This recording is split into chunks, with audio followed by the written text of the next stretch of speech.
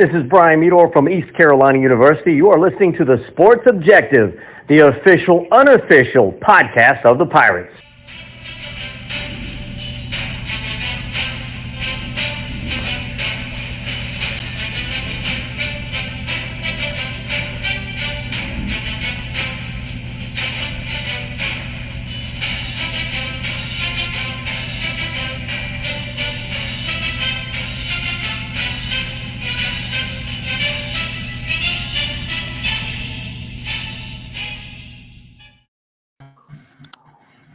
Welcome into the first. What a great night we're together with you guys. Appreciate you tuning in. We're going to be talking some ECU baseball. That's on Rockville Spine. We're getting feedback from somewhere. Yeah, I don't know where that's coming from. All right. Appreciate everybody coming on tonight. And right now we have Kyle from LaGrange Barber. How are you? I'm doing all right, Dave. Just sitting here, glad we won today after the performance yesterday. Good to get a bounce back. The bats came alive, and hopefully it'll stay that way the rest of the conference tournament. Bubba Rosenbaum is on a traffic jam on I-40 near Hickory. I know that area, Lenore Ryan country. And Bubba, how are you, man? I'm doing well. I feel like the Griswolds, Yeah. Got the family in the car on the way back from my niece Julia's graduation. She class of 2021, Morganton Freedom High School. I know it very well. We used to play the Eastern North Carolina School for the Deaf. Used to play the North Carolina School for the Deaf when I was coaching there at Eastern, and that was our rival, and we had to play the Bears up there. So know the Morganton very, very well. Bubba, very excited right now to have two great former Pirates for ECU baseball. They know what it's like, the thrill of victories and the agony of defeat. And with us right now, we're really happy with our ECU letterman and former ECU baseball player, Brady Lloyd. How are you, Brady? Doing pretty good. How are you guys? Well, I know one of the Pirates, I read one of the Pirate faithful put on there that he could breathe. And after a big Pirate victory today, one of the things I was talking to another Pirate fan who played in the past said he was glad that he didn't play during the times of social media. Pirate fans have been a little hard on the team. You've experienced, I know that. How hard is it to, with the ups and downs of the program? And I put on there on the post today that it's a marathon, not a sprint. You hear about that all the time. There's a lot of ups and downs in a baseball season. It's very unique. It's not like football where there's like 12 games. You guys have normally 56 games in a regular season. What's it like as a player? I guess we'll start off here and we'll backtrack, talk about your career and everything. But fresh on my mind, what is it like being a player during these times and having social hold media? on one second, Dave. Brady, can you? Is there any way you can turn your speakers down a little? I think maybe that's where that feedback's coming from. How's that? I don't know. We'll have to see in a minute. All right. How about? I'm not hearing anything now. Not as bad as it was. Not yet. Right. There we go. Maybe it was me. I don't know. No, but I mean, playing like you said, it's a marathon, not a sprint. Coach preaches that all the time. There, you can't focus on the past. You can't focus on the future. You gotta be where your feet are every day. Focus on the present moment. So, I mean, with social media, all that stuff, I mean, it's right there in front of your face all the time. You can choose to look at it and let it get to you. You can just not worry about it and play. And that's what we really focused on at ECU, was really not focusing on what the media said, how great we were, or when we were playing bad, oh, we got to pick it up. We didn't worry about that. We just went out there and played baseball every single day. And it works. I mean, you have some ups and downs, but and then as long as you stay where you are and keep going, like ECU baseball does, you may have a couple bad losses here or there, but the next game they're going to come out ready to play. So, Brady, how do you bounce back from it's particularly we're in conference tournament time, but you lost 3 in a row, two at South Florida, and then against Memphis yesterday. So when you're on a losing streak like that, and it's the first time that those guys have lost 3 in a row, I think it's the first time that this program has lost 3 games in a row. since the UCLA series in 2019. So how do you think those guys bounce? Obviously, they bounce back with a win today, but how do you adjust yourself mentally when you're on your first real losing streak of many of these guys' career in a Pirate uniform? I mean, they're definitely not. They're still going out there. They're trying to compete every single day. I mean, sometimes baseball, it just happens where you just keep having to grind through some tough stuff, and that's what I mean.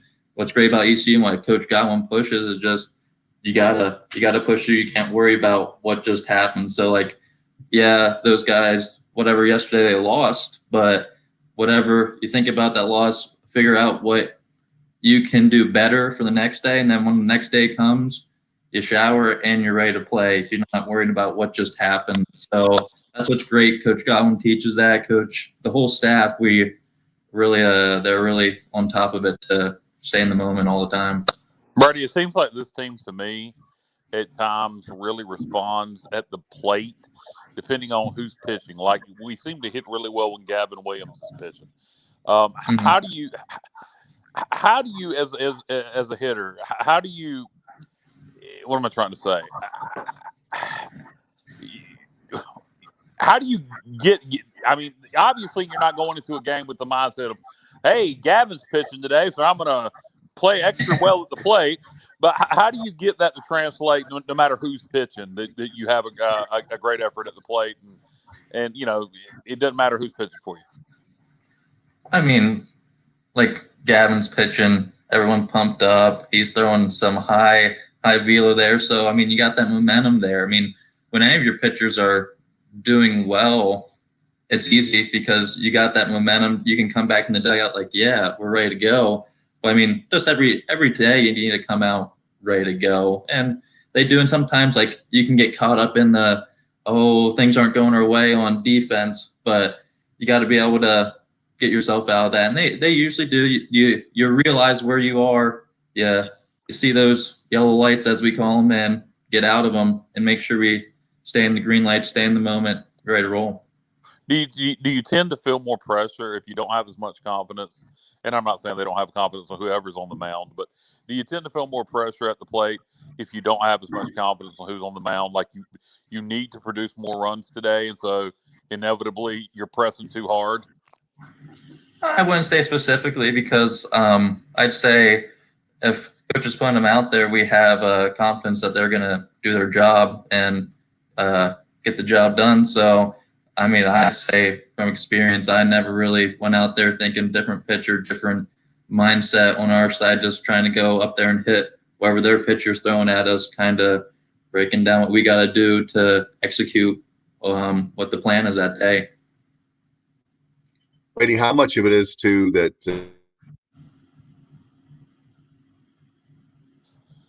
Dave, you completely cut out. Technology, you gotta love it.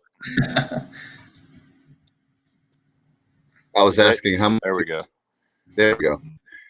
One point that you pay too much for service. Anyway, how much of it is the fact that you're trying too hard this time of year, being the tournament, you won the regular season, you know that you have a shot still at being a regional national team. That's still got to be on your mind. Yeah, it definitely does. It's definitely human nature that you want that. You know what's there, but at the same time, like I said, you kind of have to be able to stay in the moment as a team, and you just got to realize where you are and what's going on. And that's what we do. A lot of great stuff. ECU kind of trying to control that mental aspect of the game and really trying to hone in on not letting it get there. But it's human nature to just kind of let those big moments or what's going on, like, regionals, what's down the road, but kind of have to zone it back in, realize we're in this moment, playing conference tournament, just beat Cincinnati. Now we got to focus on the next team that's coming after us. So, does losing in game one, obviously you want to win game one, you want to stay in our winner's bracket, but just losing in game one now, knowing that, hey, if we lose one, it is done until regionals. Do you think that actually helped these guys focus on the moment at hand, knowing, hey, if we lose again, we're out? Do you think that makes focus a little easier? Not specific. I mean, yes, no. I mean, I think every single day they go out there, they're focusing on winning. I mean, I would say like regionals 19 lost that first game. I didn't really say we were focusing on the fact of we lose one more, we're done. We were focused on the fact of we're going to go out there and beat the next team that's in front of us and just keep going. So that's why I'd say they kind of focused on there.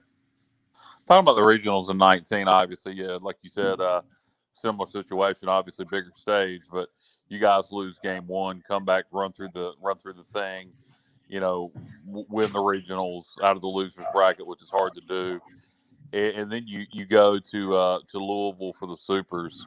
Were you guys exhausted by the time you got to Louisville? It seems like you got an unfair shake with. I think if I remember correctly, it seems like our regionals might have been the last to end, and then I think we were the first super regionals to play. Is Dave trying to say something? Who knows? Can you hear me? Yeah, I can now. Yeah, I was agreeing with that was like the last game was a Monday, and then you had to turn around the first game on Monday. Yeah, the supers. The last game was on a Monday of the regionals, and you guys turn around and started the supers at noon on Friday. Am I remembering right? Yeah, I mean, I definitely remember.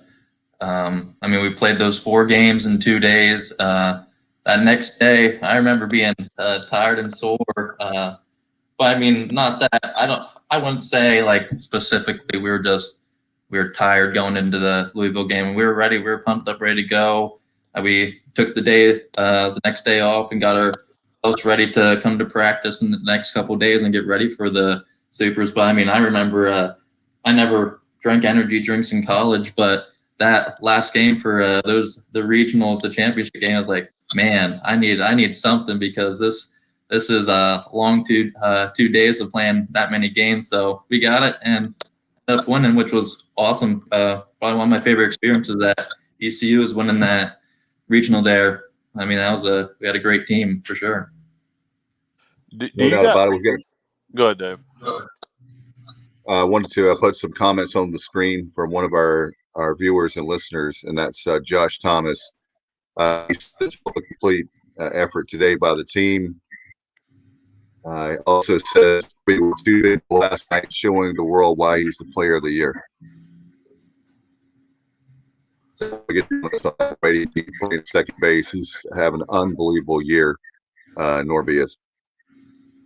Yeah, absolutely. He deserves every honor he got. Dave is clearly having technical difficulties tonight. But do you guys just asking in general? This, East Carolina has been obsessed with Omaha, going back to Keith LeClaire, and all the fans talk about the 30 trips to the postseason. The most trips in any school without going to Omaha, and obviously, one team has nothing to do with the other team not going. How much is Omaha and the College World Series talked about internally in the program? And do you guys feel that pressure? I mean, do you put the pressure on yourself, or is it just like you were saying, you just take everything a game at a time?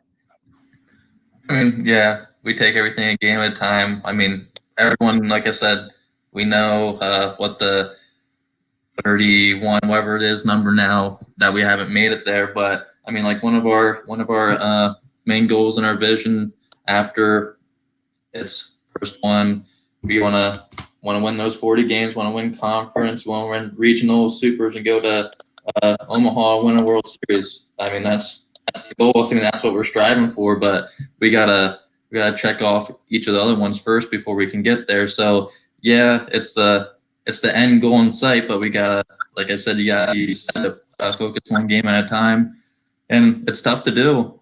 It's not easy to get to a World Series, as I mean we can see. So it's gonna take tough teams, and ECU definitely has some tough teams to get there.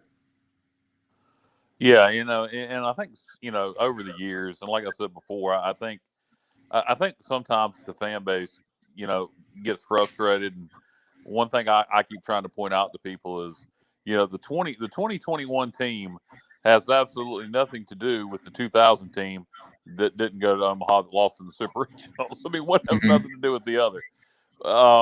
And it's just that goal sometimes, I think, of going to Omaha for the fan base I'm speaking about. It seems to be all encompassing. Like as much as winning the regionals is great, winning the conference championship is great, but it's like we almost, and I say we, and I'm talking about the fan base, it's like we almost can't enjoy it because we're always thinking about, but we didn't go to Omaha. Mm-hmm. I mean, and that's one of the great things about coming to ECU is, I mean, the fan base. I mean, that's what I'd say is one of the coolest things. Why it was so cool to host a regional is you have those fans that are that passionate about baseball. I mean, hold the season for the last however many years. I mean, the fans come out there, they come support. They're passionate. I mean, they take losses hard. They love to see us win. So I mean, seeing those stands filled is what's cool. Regional filled when you're winning the championship, there's no cooler experience than seeing that home Greenville crowd out there cheering you on. So, yeah.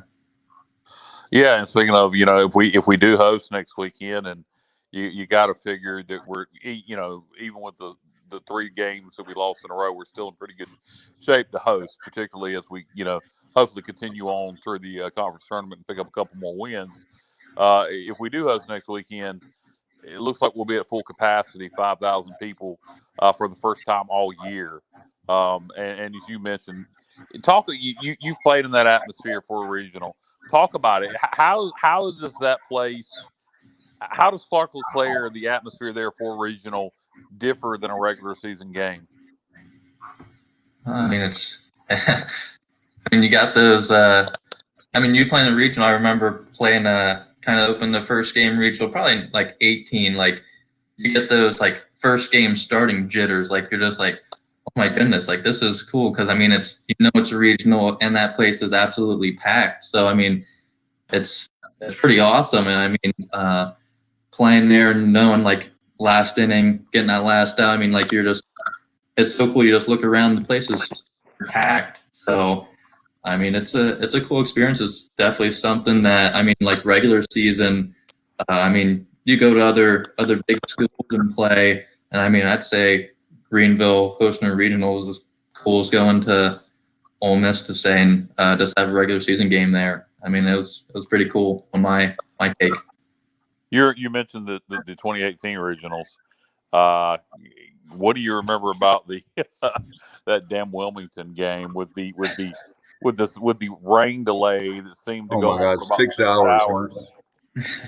Yeah, all I remember with both regionals is rain delays and just waiting to go play. I mean, it's one of those things you gotta stay ready. It's tough. I mean, it's tough to go back in the locker room and kind of wait a little bit to play. But I mean, like Wilmington, I mean, we came out, we scored a couple runs right away, and then, I mean, somehow, I mean, it wasn't meant to be, and Wilmington won that game. But I mean, it's tough. I mean, rain delays are tough.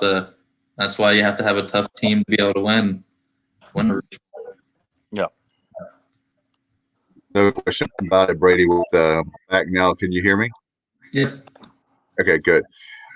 Restarted the internet, everything. So hopefully we get the rest of the show. Nothing like a live show, but anyway. So as far as you were talking about that regional with in 2018, with that with that Wilmington game, I know South Carolina ended up winning that regional in Greenville. How much with that 6 hours you're talking about mentally being tough? I know Coach always talks about being mentally tough, but that it seemed like even as a fan, somebody watching the game from my vantage point, I was so nervous as a fan. What about the nerves you guys have? I mean, we're not even playing the game. I mean, personally, I'd say, like, especially once the game starts and you get that first ground ball, you get that first at bat, There's no nerves start to really slide away. Even with the rain delay coming back out, you're ready to go. Once you kind of get that first ball under your belt, first at bat, it's just, I mean, I wouldn't say the nerves are there. I mean, usually I say if I don't realize I wouldn't say what's going on, but if I'm so in the moment that I'm not hearing what the fans saying to me, kind of what coach, you're locked in, ready to roll. Speaking of which, with the what it's like with the conference tournament, winning and losing it, tough grind, especially with that format. What was it? It was 18 with the weather. No, it was 19. It was, but that was so weird. We're so scared. Oh my God, the rain is coming in, and we got to get all these games. And then I know we have to play in the it was one of those cameras fence. It was crazy technology. I know if they had it back, they would probably do it differently. Hindsight is 2020. But do you remember all that? I remember that. I mean, it's crazy because every day I'd be like, okay, we got an off day. No, we play at 12. Nope, we're getting ready to get rolling at 9. And then ending up like the rest of the day, it doesn't rain at all. And you're just like, okay. But I mean, like I said, you have to be a tough team. You got to be able to have the endurance to roll through it. End up winning in 18. So, I mean, we faced adversity and we had fun. And so it was pretty cool. Definitely tough to be able to come every day ready to go, but that's what we trained to do. So, no doubt. We also have Eric Tyler is backstage. We'll get him in the green room. We'll get him on in just a second. Richard Allsbrook asks your favorite game memory, Brady. Favorite game memory? Well, like I said, I'd have to say winning a regional in Greenville. Nothing like that. Having that fan base there and winning in front of your home crowd. That's a great feeling right there. Brady, how's that stadium in Clearwater and just the atmosphere in general? Do you like that spot for the conference tournament? I mean, yeah, I definitely like the spot for a conference tournament. I mean, it's not like very packed with like fans. Just, I mean, based on location, not everyone can get there. It's awesome being able to stay on the beach. Gotta make sure we're not on the beach too much there. But yeah, it's one of my favorite places to go for a conference tournament. So I mean, it's the Phillies complex. It's a pretty cool place. Yeah, it seems like it would be a great trip, and particularly if more fans could go. I know if a school hosted it, obviously you would have more fans there, at least of that one particular school. But if you're going to do it in a neutral site, I kind of like that atmosphere and setup better than a big city like the ACC. I think is in Charlotte, and the SEC's in Hoover, which is right outside of Birmingham. I like the vacation spot setting for a conference tournament to me better than the traditional big city if you're going to do a neutral site. Yeah, I mean, that's what I'd probably say most of my teammates would say the same. They enjoy that. Parents definitely enjoy it. They get to spend a little bit more time by the beach than we do, but it's a fun place to go. Clearwater's a cool place, and everyone usually likes it. So. Yeah, and to me, another aspect from a fan, and I've thought about going, and I haven't, but maybe in the coming years, is it's one of those trips where if you go down there and you spend the money and your team goes stew and barbecue, you still can enjoy yourself. There's still plenty to do. You don't feel like you just wasted your money. That's right. Get a good little vacation out of it, right? Yeah, exactly. No Dave, doubt we can have Eric join us, or? Yeah, well, I'll go ahead and bring him in. We'll bring in.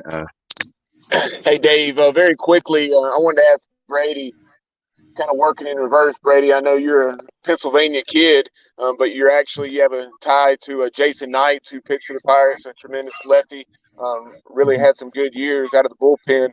But talk about your passion for East Carolina, even before you came to East Carolina, and just wanting to be a Pirate. Yeah. So my cousin Jason pitched here, a lefty pitcher. Got drafted by the Giants after he finished, but that's what when I was growing up. I don't remember how old I was, but whenever Jason was playing here, 04, 5, 6, we all traveled down here in the spring and watch him play. So I mean, I got to see Clark LeFevre when it was first built, get to go out there and kind of see that atmosphere. So growing up, East Carolina was kind of always like one of those places I'll be like, man, I'd love to go play there. So, I mean, I definitely got lucky enough to be able to be recruited to come down here and play. So, I mean, it's definitely a dream come true to be able to play college baseball at one of the schools I wanted to play at. So, Brady, that brings up an interesting question for me. Then, you being from Pennsylvania and wanting to be a Pirate, how familiar were your teammates? How familiar were when you were playing through high school and all that? Amongst other baseball players, how familiar were they with East Carolina's baseball program? I mean, I wouldn't say too familiar. I mean, kind of people that were serious about baseball knew, like my cousin played there. They kind of knew a little bit, but I mean, I really wouldn't say many people, nor would I say I knew a ton about it until he went there. I mean, now ECU, you say ECU baseball to people up home, they know about it. ECU's on the map. Not that they weren't before, but it's more publicized now. So it's definitely it's a lot bigger now for sure. Yeah, college baseball as a whole has grown so much over the last 5 to 10 years that you know you if you're winning now, you get so much more coverage than you did, even 04, 05. No question about it. We're going to have another great Pirate, Eric Tyler, joining us the conversation. How are you, Eric? I'm doing well. Thanks for having me. Larry. There we go. How are you guys tonight? We're doing a lot better now that Pirate baseball. We got a big win today, so feeling great tonight. I feel Bubba, like I was telling Brady before the show, that it was perfect that you guys were coming on. I sent him a text earlier that you were the two perfect guys to have on, and I'm glad that the Pirates got a big win, and we can definitely talk about that and moving forward too. Eric, did you call Brady Larry? Yeah, That's his nickname. I haven't called Brady. I haven't even heard Brady called Brady since like the first week I met him. Okay, all right. Now, why? What's the story behind your nickname being Larry? Go ahead. It's pretty basic, but Wes Phillips, one of our teammates, he decided when I started growing the mullet out that I looked like a Larry, and he started calling me Larry. And for some reason, Larry is the nickname that stuck. So, Coach calls me Larry. Everyone calls me Larry. If you'd call me Larry, I'd look. That's Wes Phillips' fault. Yes, That's your stage name. We'll just call you Larry from now on. That's right. And real quick, I want to touch on this because I heard his answer while I was in the waiting room.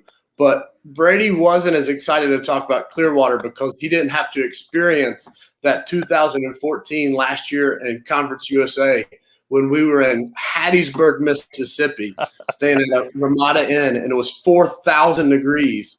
And we had a bunch of Hattiesburg residents screaming at us. So, Larry, if you're not appreciative of Clearwater, you're more than welcome to go visit Hattiesburg, Mississippi in the end of May. That's fair. So you weren't a big fan of the Berg, the fine residents of Hattiesburg, Mississippi, and the greater southern Mississippi area did not treat you well.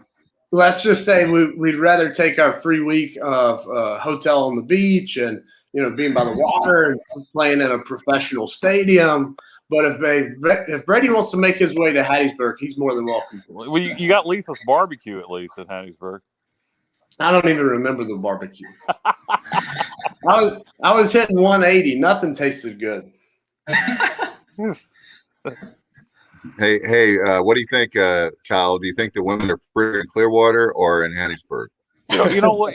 Probably Clearwater as a whole, but there's some good-looking women in Mississippi. I'm not gonna look. You can't put me on the spot too much about talking crap about Hattiesburg. You know that, Dave. I got. One of his best friends. I'm doing that on purpose, guys, because one of his best friends lives in Hattiesburg, and he watches her and listens to the show. I need to retreat then. I came in hot. Yeah, you did. Exactly. You're good. You're good, but I'm not going to call the women in Hattiesburg ugly. I'm not fixing to do that one.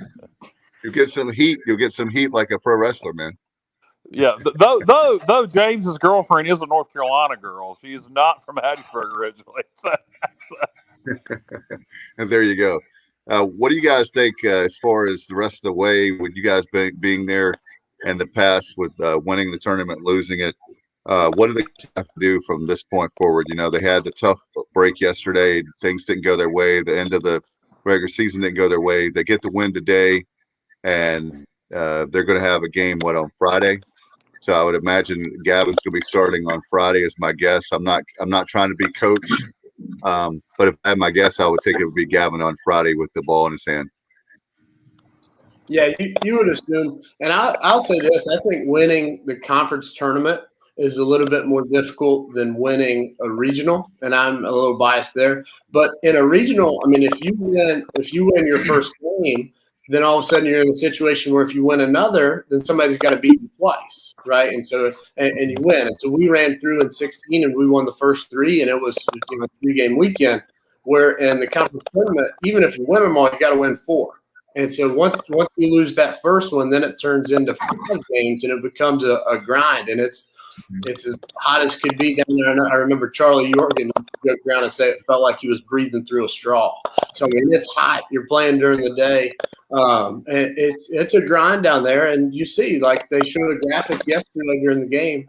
No teams lost their first round game and won the tournament in AAC history. But what CG and the guys do a good job of is taking it, one game at a time. And what was good to see today is us gain some momentum and get back on our feet and get ready for he's going to kill me if I say get ready for next week because I'm not worried about the next game. So get back on their feet, get ready for the next game. That's right. You got to stay in the moment. Do you guys think we've done enough at this point? Do you think we got a host site locked in, or do you think we need to at least win one more? I'm not on the committee. I would like to be, but I'm not. But I think they have. I think the win today. Obviously, if you go 0-2, it gets pretty interesting. But I think winning today, I think that's going to lock them into the top 16. I feel pretty good about that. Like I said, that's coming with zero actual knowledge of what's going on in the committee's eyes. Yeah, I definitely say the same. Definitely biased to ECU, but I haven't paid enough attention to all the other teams to really say specifically. But ECU for sure. It sure would be nice to at least win one more. It would make me breathe a lot easier. And get us 40 wins and check off the first goal. Yeah, absolutely. Guys, we actually have a comment here from Josh Thomas. He says, will Brady or Eric be in Greenville for the regional? If so, come by my pig cooker in the jungle and grab a barbecue plate and a pirate beverage. So there you go, guys. That was Josh Thomas. I was taking him up on it. Hey, I'm actually living in Greenville now. Oh, I didn't know that. Yep, just got a job I'm working here at Young, so I'm around. There you go, Josh. If you were bluffing, now he's going to call your bluff. He's going to find you in the jungle and get some barbecue for sure. No doubt about it. Richard Allsbrook has a question for you guys. Favorite Coach Godwin saying? Brady, you go first. I'm trying to think. You don't have to worry about the FCC, Brady. So if it's something that's off color, it's fine. I mean, we have to deal with every show with Kyle anyway. So. Okay, I'll go first, Brady. I'll let you think. One of my favorite things he says that reigns truer the farther we go along is he always asks the freshman what's the best thing about a freshman, and they're like, I don't know, whatever it is, and he goes, the best thing about a freshman is to become a sophomore. that was my favorite line he would always use. Oh wow, yeah, that's a tough one. You gotta give me some time to think about that one. I don't know. Is there a favorite memory you have with Coach? Maybe he's not a cliche guy. A lot of people speak in a lot of cliches and have sayings. Is Coach Godwin not like that? Does he not have a lot of cliches and sayings? Oh, he has a ton of them. He's got a lot of them. Okay. Hey, if you listen to most of what I was saying, you gotta stay in the moment. You gotta be where your feet are. There you go. One game at a time. That's all Coach Godwin right there. So the best team doesn't always win. It's the team that plays the best. Yep. Oh boy. I can tell you I can't say exactly what he said, but I remember for some reason when I got to go out to play center field during Super Regional at Texas Tech, Coach G came up right beside me. He's just like, "Yeah, hey Larry, this is why you come to ECU to play games like this." He said, "Go out there and let your something hang out." I was like, "Yeah, let's go." I was all excited, all about it. Oh, that's probably one of the, if you say something, Coach God, I'm like, man, that's what I remember right there. By the way, Brady, Josh says he's not bluffing. Brady has seen us out there cooking. He knows where to find us. So on the That's barbecue. right. So there you go. Speaking of the big moments, we're talking about the tournament. When the games you have to. At this point, we're gonna have to win. What is it? 2 on Saturday, I believe, and We then got we would one have. Friday, then 2 on Saturday, and then 1 on Sunday. We're going to win it all. Well, hey, it sounds like the conference schedule this year. I mean, so doesn't it sound like the conference schedule this year we have left? I mean, with 4 games in 3 days. At this point, yeah. Now you could look at it like that, and you got That's the way I looked at it. You got your normal Friday starter throwing Friday. So we'll see what happens. I think I really, I don't know what happened tonight, but if Memphis beat UCF, if we can get UCF Friday, I really believe we can beat Memphis twice on Saturday with their pitching. UCF and Memphis will be played tomorrow. Tonight it's the other elimination game with Wichita State and Houston. Okay, well, well then tomorrow, if UCF loses to Memphis and we can eliminate UCF on Friday and have Memphis twice on Saturday, I believe their pitching depth is not very good. And I think we could end up in the championship game if it plays out that way. Yeah, I'll chime in on that. We won the conference regular season for a reason. I would say we're the best team in the conference, and if we play good baseball, there's not a team down in Clearwater right now that could beat us. We didn't play well yesterday, so we got beat. So there's definitely a road to the championship game and a road to win it. We just have to play good baseball. No doubt. One of our regulars, one of our friends, Johnny Gardner, chiming in tonight, guys. He says, Tyler and Larry seen Washers and DWS's team videos. Wash wasn't having any of it. So I woke up this morning to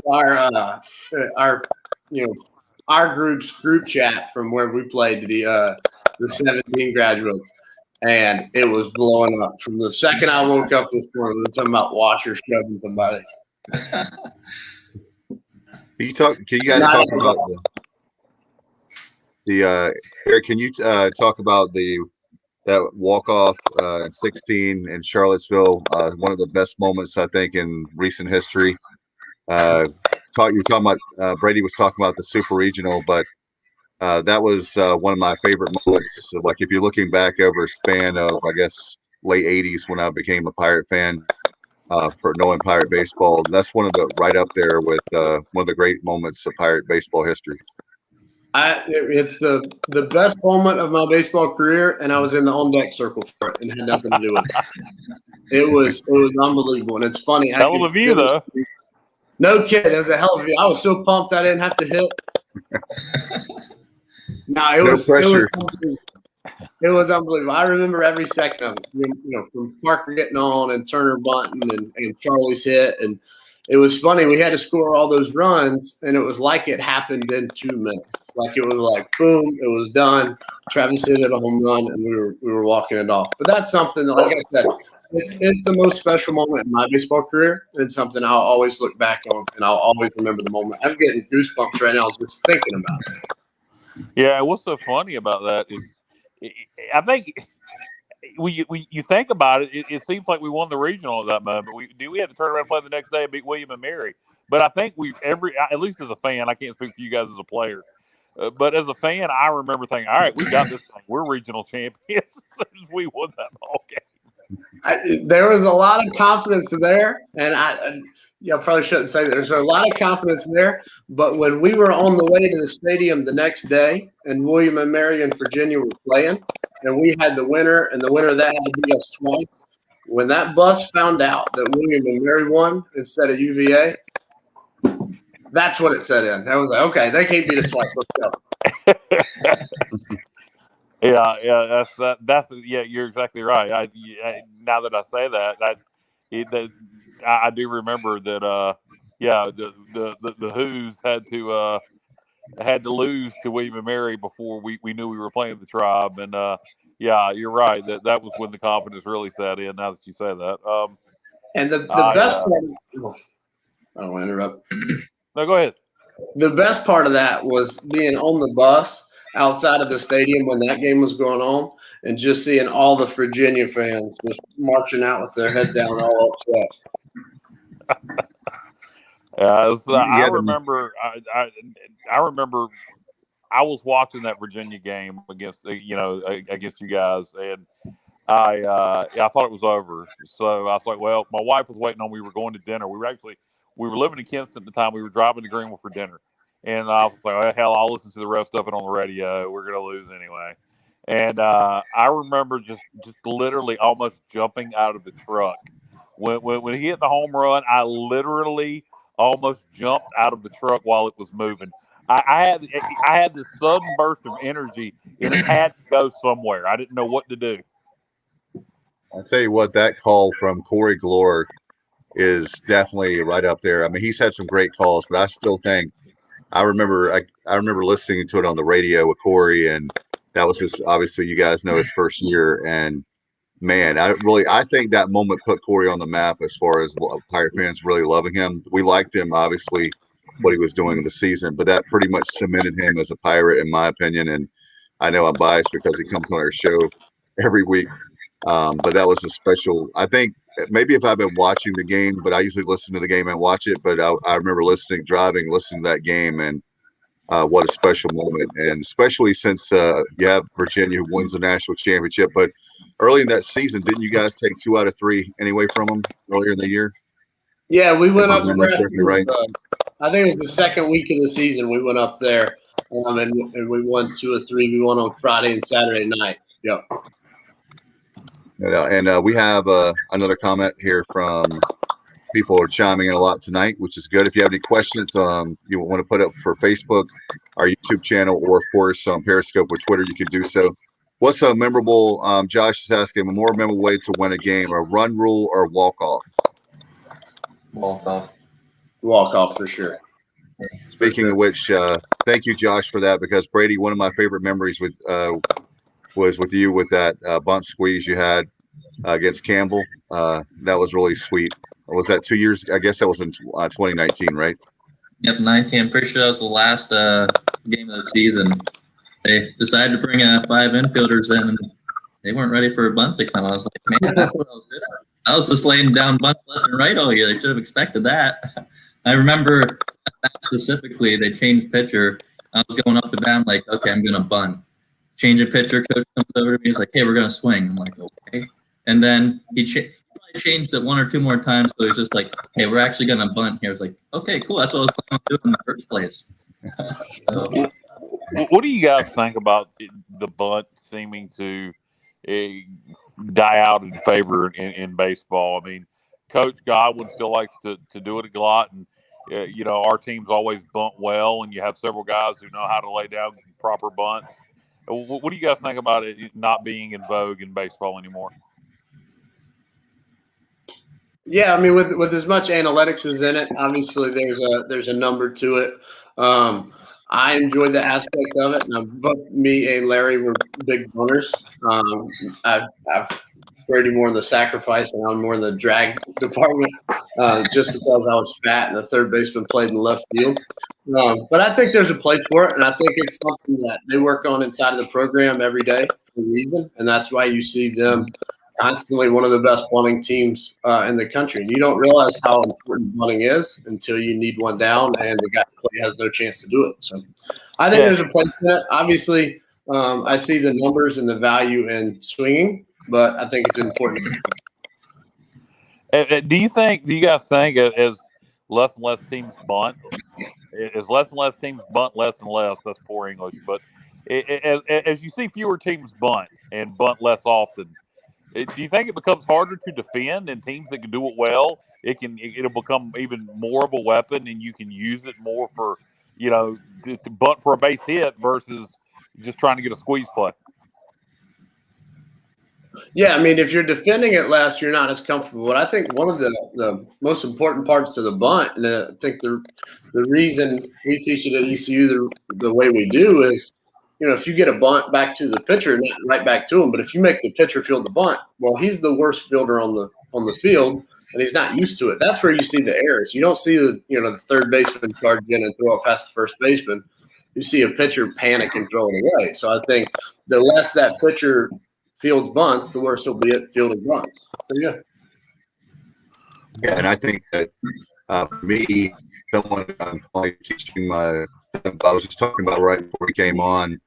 I'm going to be working with him on that because I think he's in farm league, getting ready to be Little League next year. I think that's to me, it's a fundamental of the game. I'm glad that Coach hasn't gotten away from that. I think it's definitely a skill that every player should know. And people, I know that you guys were good at. There's some guys that are better at bunting than others, but that's just to me a tool in your toolbox. If you have that, if you don't have, that's one less tool.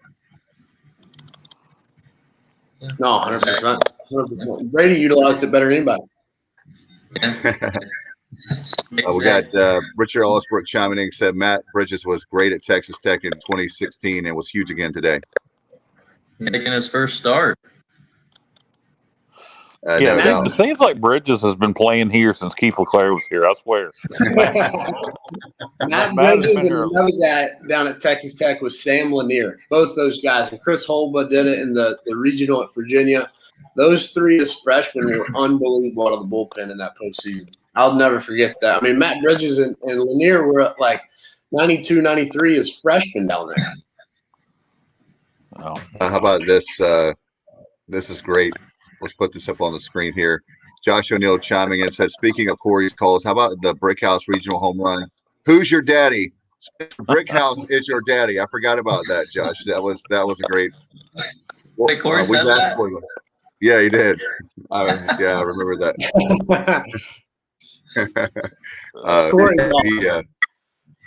He is. And we're glad to have him at ECU now permanently. Not just for being the play-by-play voice, doing a lot of nice stuff behind the scenes, and we'll have him again this weekend on our Extra Innings show. So hopefully people will watch that as we're hopefully talking about Pirates and winning another championship. And I know that we've got some work to do, but certainly one of the questions I have for both of you guys being former players, and you have Clearwater, you have the beach, beautiful women, you have partying, all that kind of stuff. I know that Coach was saying that he didn't want the guys going to the beach or too much to the beach, but how much of that is a distraction? I mean, you're in Clearwater. You guys are college guys. You're college kids. I mean, even though you're human, I mean, how much of that is, can you sneak out at night, or will Coach ever find out about that? I don't think you want to test it. Will there be pencil rolls involved or anything like what's the disciplinary? We won't ask anybody any names, but are there certain players who got in trouble and he was pretty hard on them? So we went down there 3 times and nobody got in trouble while I was down there. There are some distractions. Brady, were you there for the braids year? The what year? When I got the braids. Yeah. So there are some distractions down there. My junior year, it would have been Brady's freshman year, I had long hair. And a nice lady on the pier was offering to braid people's hair. And so I thought it was a good idea to get mine put in braids. And so, all along my hair were these braids. And I had her leave it long in the back so you couldn't see it in a hat.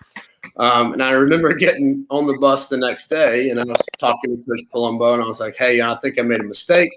Do I tell Cliff, or do I just let him see it?" And he, of course, was like, "That's up to you." And so basically, Cliff was mad, but he was like, we lose one game, they come out. And so, of course, that's the year we were 0-2. And we lose to Memphis, and I'm on the back of the bus on the way to the hotel, just ripping braids out of my hair, just pulling them out by myself, just crushing my head.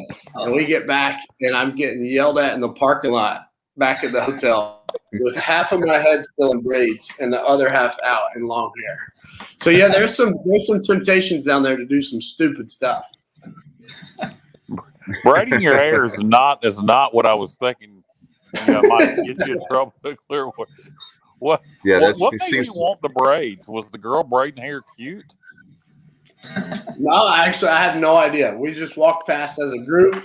We had just left the beach. I don't know what happened, and I looked up, and we were in braids. But yeah, but nobody got in trouble down there. Nobody got in trouble. Was that 100% your decision? No. There was some peer pressure involved. Peer pressure. Interesting choice. I didn't know, maybe there was some reggae music going on. You were feeling a little, a Rasta Barley. Maybe there was some smoke in the air. I don't know. Guys, on a serious note, I was really excited to see the GPA again, very, very high. Once again, very proud of it. I think it was a 3.69. My GPA was not anywhere near that. So I remember talking to Coach about the GPA and about, you won't play. He said, Dave, not only will you not play, you won't even practice for me. And so how big a deal is that for you guys? I know that the graduation rate's great. I know with the GPA is very high. You guys also are very good with community service. That's a big deal. And like my son wants to, because of all that you guys, he's looked up to you guys. He wants to play for Coach Godwin. So when you see like stuff like that, it's such a cliche that as a dad, you always want to say, well, my son, I would love for my son to play for Coach Godwin. But in this particular case, it's true. Brady, I'll let you touch on that. Hey, I mean, how you do anything's how you do everything. So, I mean, do good in the classroom, do good in the field, everything translates. Do the right thing all times when nobody's watching. There's that one right there. There you go. No, it really is important. And when Coach Godwin says they talk about it every day, they talk about it every day. Each assistant coach is assigned 4 or 5 players that he's supposed to keep up with their grades. And I mean, every grade you get, you turn into Rebecca Wade. And what an unbelievable job she does on that side. And, like, Coach Godwin continues to give her credit, but there's no way to give her enough credit for what she does. She's always there for the players, whatever they need, whatever classes they need. She's the best. She's the driving force behind that GPA. Yeah, I'll definitely say from going back to school and do classes and stuff myself, it's 10 times easier how to figure out how to get classes scheduled and make sure you're on top of your stuff. That's for sure. This is awesome. Yeah, that's good to hear because, people like that, I know Coach Godwin, like you said, gives her credit, but, you normally don't hear about people in those academic support roles, et cetera, from players. So that's good to hear you guys give her praise because as fans, you don't think about people like Rebecca Wade and the job she does to make sure you guys stay on task and academically eligible so we can watch you win ball games.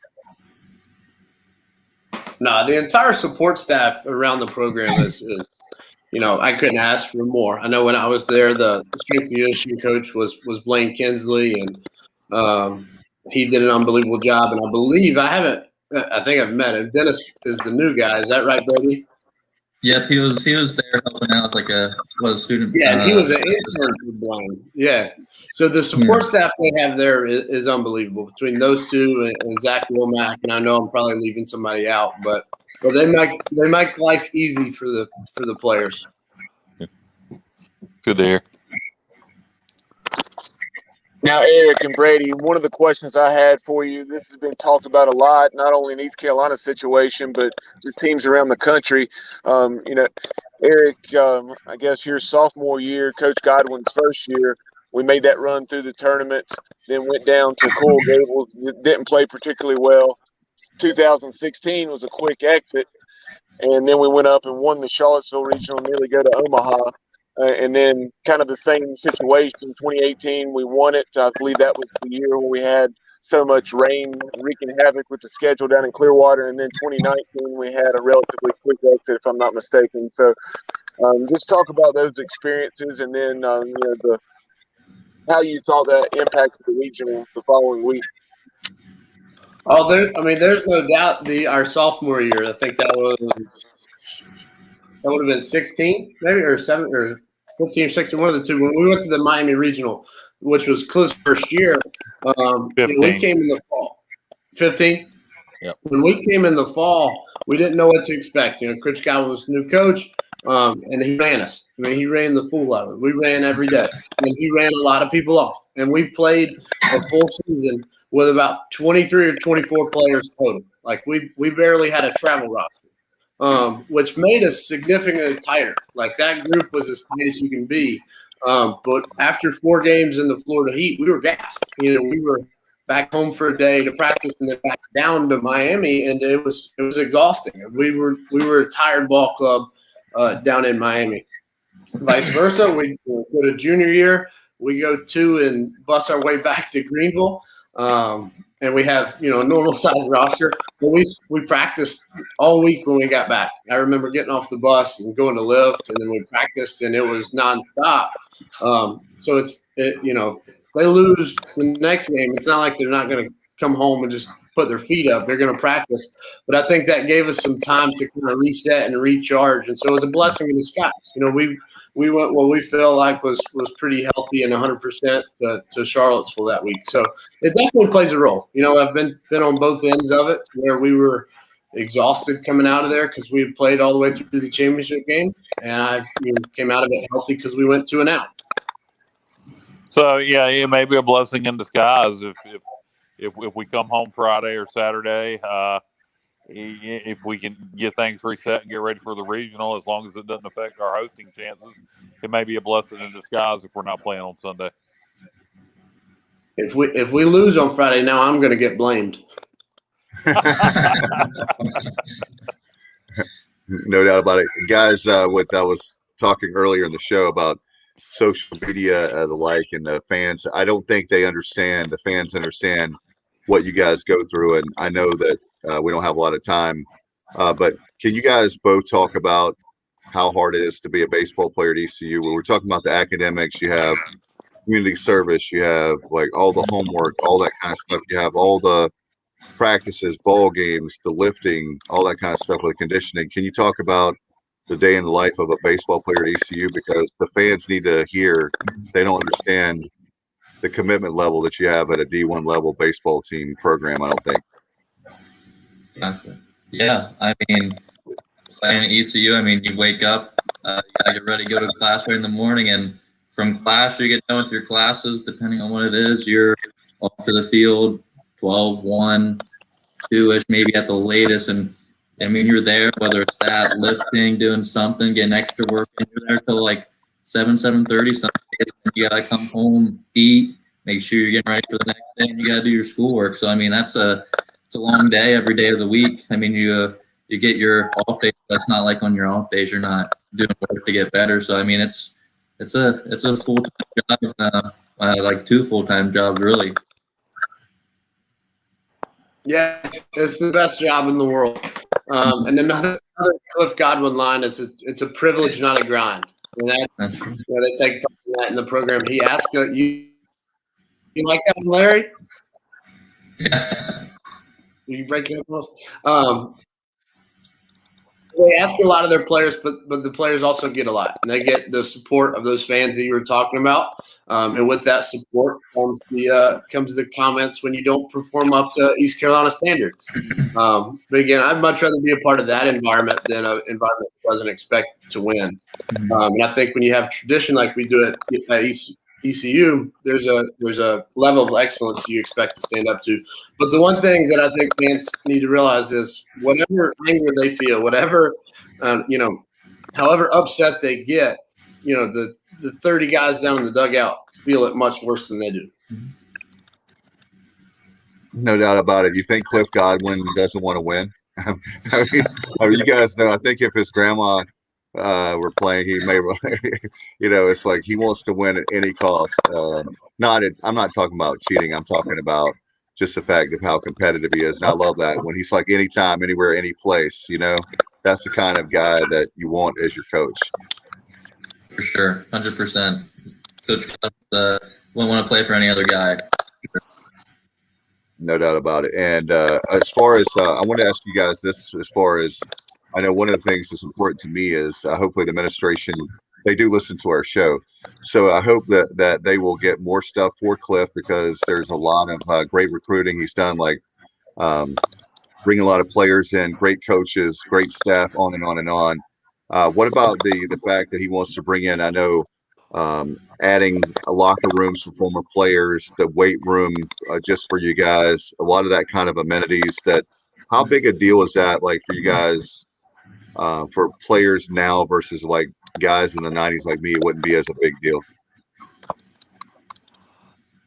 You broke up a little bit. Can you say the end of that again? Yeah, I was just talking about the very fact of how the amenities that coach wants to add to the program, like for former players, a locker room when you come back and work out.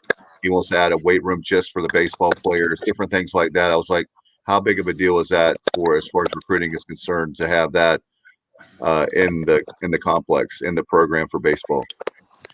Yeah, I think it's a big deal. I think the weight room is the first thing. Is, you know, we use the weight room down by the football field, but having one at the facility is a big deal, whether it's a pitcher getting rehab work in or a position player that had class and needs to get a quick lift in before practice. That's a huge deal.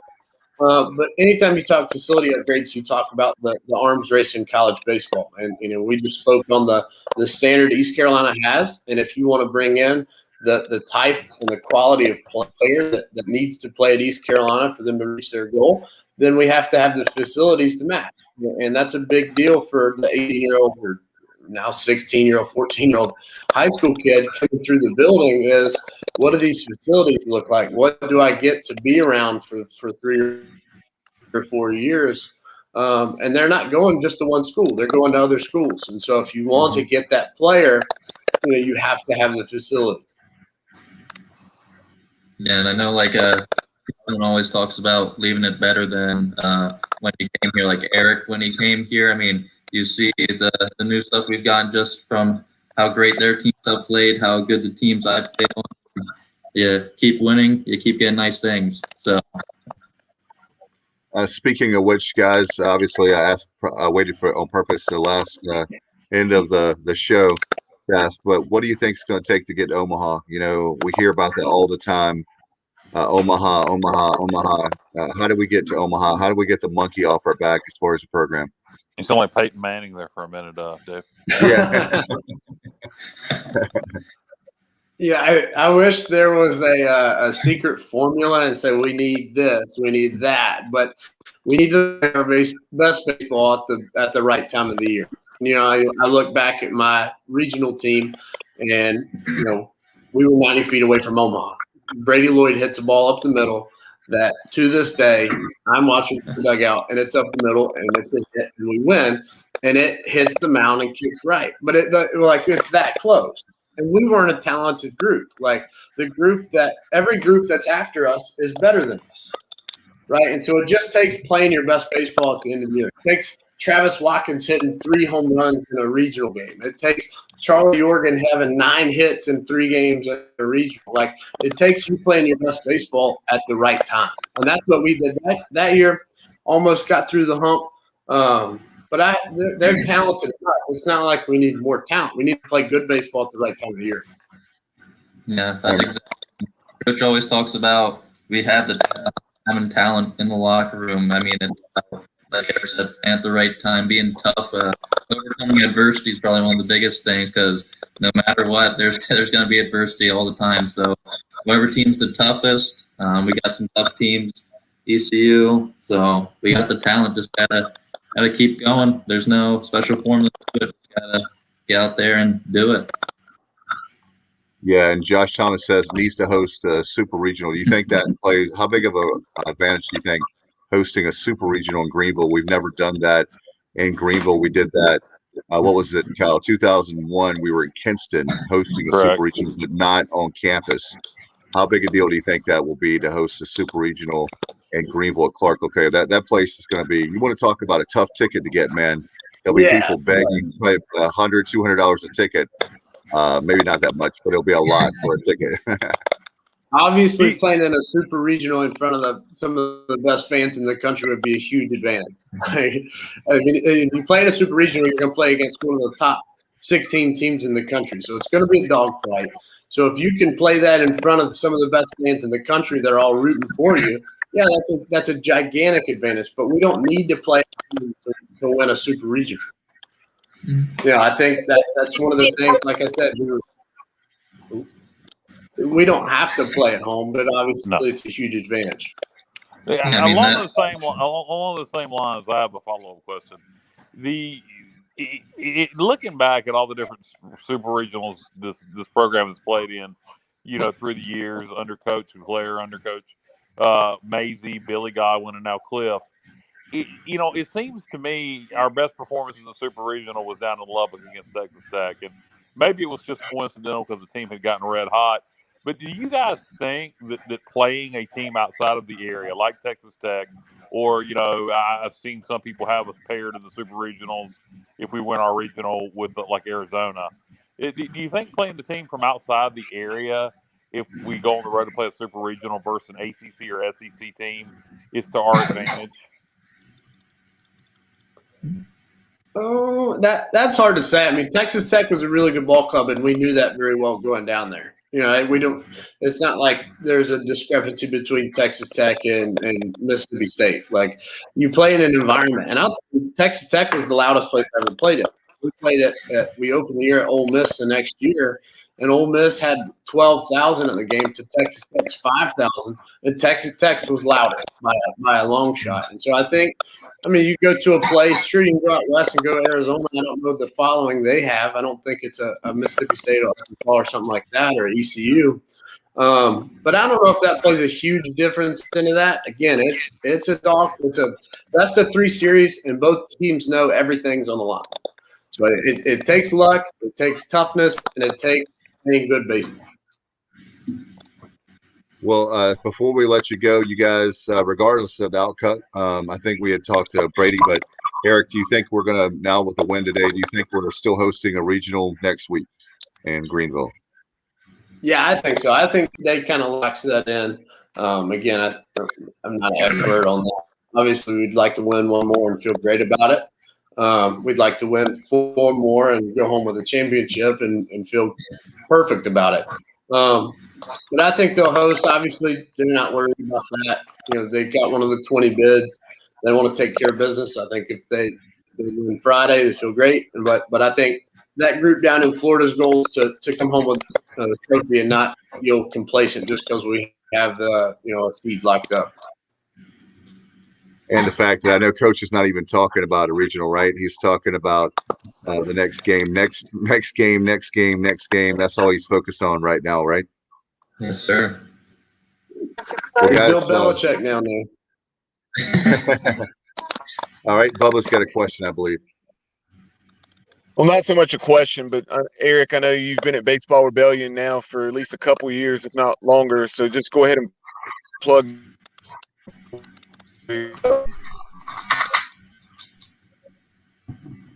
Plug away, Eric.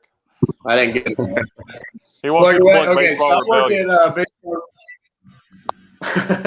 I work at a baseball facility in Durham, North Carolina. I work at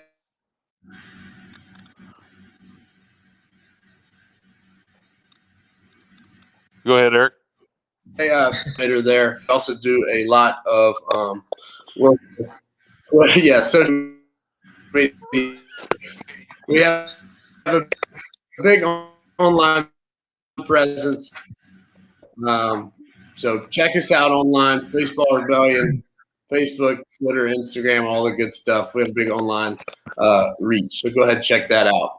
Shoot me a DM if you're interested. Boy, I tell you what, the internet has not been our friend at times tonight. There's my plug.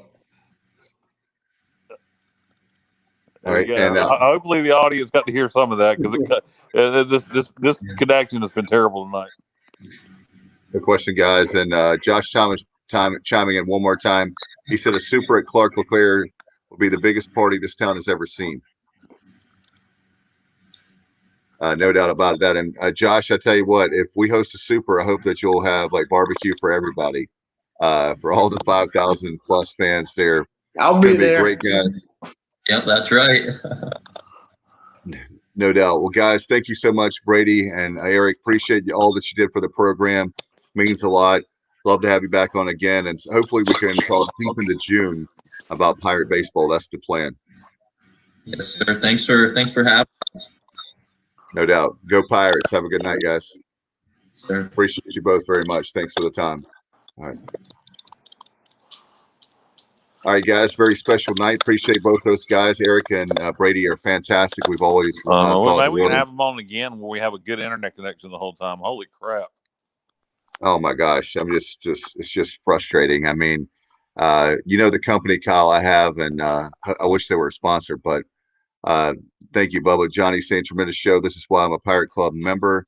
Both are great ambassadors, no doubt about it. Both those guys put a lot of time into our program, and certainly we just got to dig deep this weekend and focus on the games at hand. And like I said, the way I feel about it, guys, I want to get your thoughts before we go. But I feel like that it's like the conference. This is like basically what the Pirates have left before they have to win it. It's just like playing 4 games in 3 days. It's like we're having another conference weekend. Yeah, I don't even know if I want to win it now after hearing, Eric talk and the theory about coming home and getting some rest and getting back refocused for the regionals. Maybe just win one more, then go ahead and lose game 1 Saturday. Come on home. I mean, I don't know. It'll be what it'll be, and it'll play out how it plays out. But you can only take care of what's in front of you. And right now, what's in front of us is either Memphis or UCF. Yeah, I definitely think there's something to it for sure. Obviously, you want to win, but at the same time, I don't think it was coincidence by any means. In 2016 and 2019 that we won those regionals. Well, there's then something let's to lose. But just as far as our chances, you have Gavin Williams going against either UCF or Memphis. Hopefully, like Kyle and I were talking earlier, hopefully that will be UCF because it's not going to be easy to beat anybody twice after you've already played 3 games, but it would be easier to beat Memphis twice and win a couple of shootouts maybe against them than it would be UCF for sure. We've seen how capable they are at times this year, and they won that Mississippi game, right? The Ole Miss game. Yeah, them taking 2 out of 3 from Ole Miss and very easily could have swept them. But you have Gavin Williams and you have also Carson Wisenhunt, who have not towed the rubber yet. So we're in a pretty good spot. Just need excellent starts. First from Gavin, and then obviously Wisenhunt after that. And what about some of the guys coming out of relief? Some of those freshmen that have stepped up big time. We're going to need them out of the pen too. I would think this weekend to have a chance. Yeah, and guys like Danny Bill, and then some of those other guys like Landon Ginn. He's pitched well at times. Kudos today. I wasn't able to chime in at the beginning, but Matt Bridges, he gave us 2 2.2, right around what you would have expected to get. I think he threw 48 pitches. And then Ryder Giles had one of his longer outings of the year. I think Ryder threw 30, maybe 35 pitches today and fared pretty well. How big was it there? We didn't realize exactly how big it was at the time. I think it was when it was 11-1 ball game. But we 3 consecutive innings. They loaded the bases, but Cincinnati stranded 14 runners in the game. In the 4th and 5th innings, they loaded the bases each of those innings and only got 1 run, which was absolutely huge. That 4th inning with Colmore, when he was in, and it's like he's normally lights out, but he was able. It was not very much damage. It was just 1 run there. That 4th inning, it comes to mind. I was like, wow. I mean, he pitched out of a major jam, and just think about. If more of those runs have scored, if there's a grand slam hit, that would have been huge just in the 4th inning alone, right, Bubba? Yeah, no doubt. And what a tournament through 2 games that Connor Norby's having. Oh my gosh. Norby leadoff home runs in each of the ball games. Then he had I think it was a 3-run shot. Right. So he has, I think, 4 hits now for the tournament. 3 of them have left the yard, and at least 2 of those 3 have been the other way. Just in the announcers, one of which the color analyst had played at Miami. He says, I want to say Xavier something, but Xavier was just talking about just his power to all fields is what's really impressed him about Connor Norby. Yeah, coach pushed him really hard, and it's really, really paid off. No doubt about it. In fact, Bubba, I know we're going to have extra innings this weekend. Will be our next show. So, folks, make sure that you tune in for that. Brought to you by Next Level Training Center. We appreciate all that Trent Brett has done for us, Gaynell. All those folks where the players train is on Wimbledon Drive in Greenville. It's 252-756 next. NextLevelTC.com. They have a tremendous Facebook page. Great on social media if you get a chance. They've got a lot of cool stuff coming up. We'll have Trent on soon when he can talk about it. I know they're going to have some camps, clinics, if you will, for baseball and softball. So if you have a boy or girl, maybe a grandson, granddaughter that's looking to improve their game in the off season, then make sure you go to Next Level Training Center. No doubt about it. Is it still okay to have boys or girls? What's that? Is it still okay to have boys or girls? Yes, that's fine. Okay, I wasn't sure. Well, Kyle, which pronoun do you prefer? I'm trying to decide. I'm thinking about going we. I'm thinking about going we and we're. Or they. What about? But Johnny Robertson made another good point on something I failed to mention, but had wanted to point out. Zach Agnos, he had only seen maybe an inning or 2 of work this year. He came in, he threw 8 straight balls, but he wasn't missing the zone by much and had at least 2 or 3, if not more, that probably could have gone.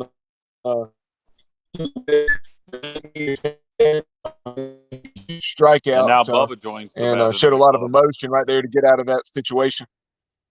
And because Cincinnati had sent the go-ahead run to the plate, it was 11-8, bases loaded, and he got that big punch out. Yeah, the strikeout was huge right there. It was definitely needed for him to come back right there with bases loaded and get the final out of the inning. And then Norby leads off the next inning with a home run, and it kind of put things away. No doubt. And by the way, if you know anything about tournaments, it's survive and advance. That's what we did today. Survive, advance. And let's talk again, guys. The next game is going to be Friday, right? We don't know our opponent yet. We'll know more by tomorrow, right? Bubba, what time is that game coming up with UCF and Memphis? I'll double check. I want to say it's at 3, but it could be thereabouts. And I was also very quickly before we sign off, I was getting the score from the Wichita State-Houston game. All right, so we'll definitely keep you up with social media and like. You broke up a little bit. Okay, can you hear me now? Yeah, you're good now. Okay. Wichita State's leading Houston 5-0 in the bottom of the 8th. So barring a complete disaster for the Shockers, they're going to advance and continue to play for another day. Meanwhile, Houston's very forgettable season looks like it's going to come to a close. Well, that's been one of the surprises for me. I didn't think Houston would be this bad for the 21 campaign, but that's why you have to play the games, and every season the ebbs and flows of a baseball program or any program for that matter. All right. Well, appreciate Eric Tyler very much. Brady Lloyd, appreciate you, Bubba, Kyle. Josh Thomas, amen, brother, on that. With the strike zone for Agnos was crap. So, when you're at church and you got trying to figure out what's going on, you can't say all the stuff you would like to say, probably like that, but no doubt about it. Thanks, Bubba, for keeping me up to date on the game too at church at the very end of the game. That was awesome, and appreciate it very much. All right, guys, until extra innings this weekend. Good luck to the Pirates. Any final thoughts for you guys, Kyle? Just looking forward to see how things play out. Glad we got a win today, and like to win one more and get a little bit of comfort. I'm not as confident on hosting a regional as everybody else is, so I'd like to win one more and get to 40. Yeah, I want to win 4 more. Let's go ahead and let Gavin Williams get to 10-0, and the Pirates get number 40 hopefully on Friday. All right, and one of my favorite artists is Jimmy Buffett. Pirate looks at 40, so we'll have that. We're going to be looking at 40 tomorrow. Should say on Friday. And good luck to the Pirates this weekend, the rest of the way in Clearwater, and then we can talk about all the other stuff. Memorial Day weekend, and certainly on Memorial Day with the selection show is on Monday, right, Bubba? Yeah, but we'll know if we're hosting Sunday night. Yeah, Sunday night. That's right. Yeah, Sunday and I'm night, trying to sure. remember the exact time those will be released on social media. I think it's typically Twitter. So we may bump the show back depending on when that announcement is. Rather than 7, it may be 8 or 9. Well, let's see if we can do the show as around the time that announcement's coming out. Yeah. That way we can announce it here for people. Yeah, if you watch it right here, we'll everybody There come you and go. have We'll one big do podcast. a live viewing party. There you go. Sounds good to me. All right. Until then, guys, we'll obviously keep you up to date on social media when that's going to happen. We'll know more as the weekend goes on. Good luck to the Pirates. Guys, thank you so much. Again, thanks to Brady and Eric. Until next time, you've been watching and listening to, and this has been a great one, The Sports Objective. Good night, everybody. Go Pirates.